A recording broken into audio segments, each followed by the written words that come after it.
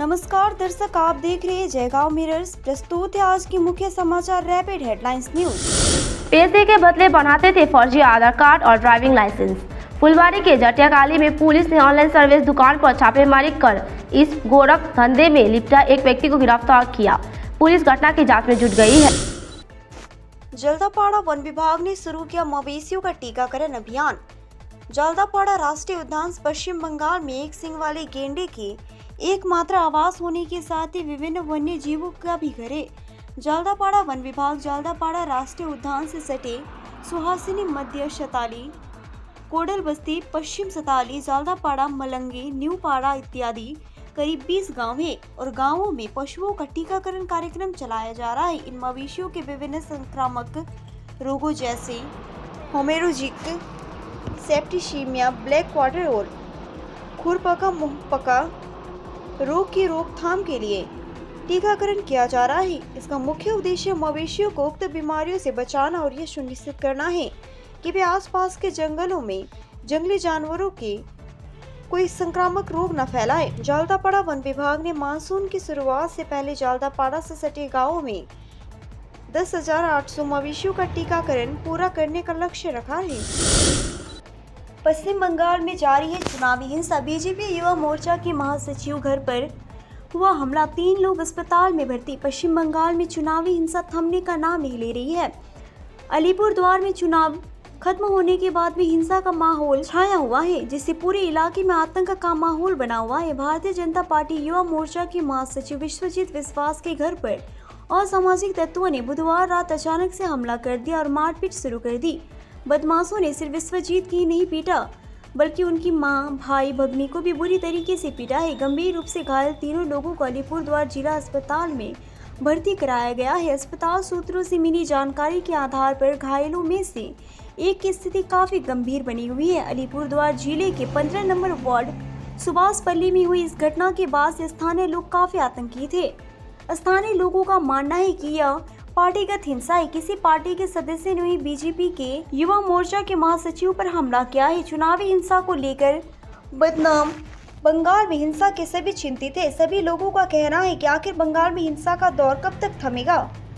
दूसरी तरफ बदमाशों ने सिर्फ विश्वजीत विश्वास के घर पर हमला नहीं किया है, बल्कि उन्होंने उनके परिवार वालों को धमकी भी दी है कि अगर कोई भी व्यक्ति उनके संपर्क में आता है तो उसकी भी पिटाई की जाएगी। बदमाशों को धमकी भी दी गई है कि वे विश्वजीत की नेतागिरी पूरी तरीके से खत्म करवा देंगे। इस संबंध में अलीपुरद्वार थाने की प्राथमिकी दर्ज कराई गई है। पुलिस पूरे मामले की जांच में जुट गई है, लेकिन इस हमले में एक बार फिर से बड़ा सवाल खड़ा कर दिया है कि आखिर बंगाल में यह क्या हो रहा है। राज्य में हिंसा का दौर कब तक थमेगा।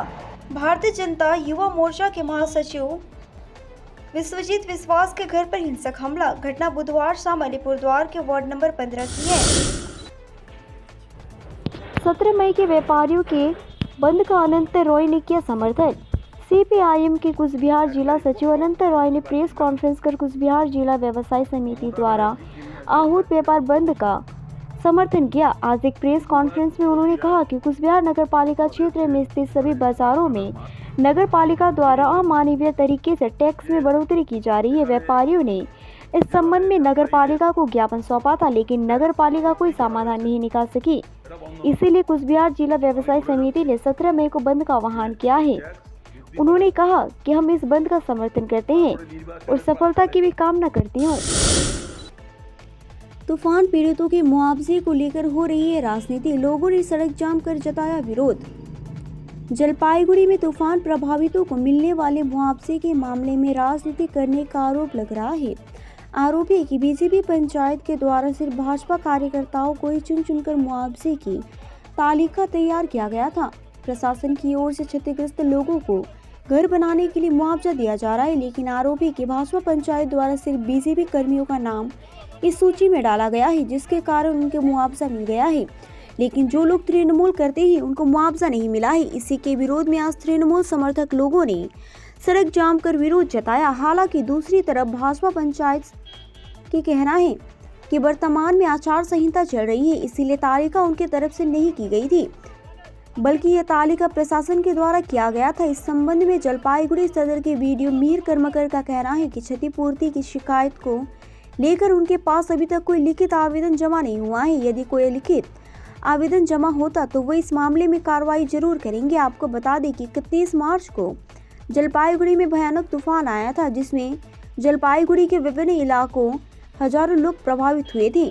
इसमें जलपाईगुड़ी के सुकांत नगर में सबसे ज्यादा तबाही देखी गई थी। आज सुकांत नगर इलाके के लोगों ने ही विरोध प्रदर्शन किया है। पल पल की खबरों के लिए देखते रहिए जयगांव मिरर्स, सच्चाई का आईना।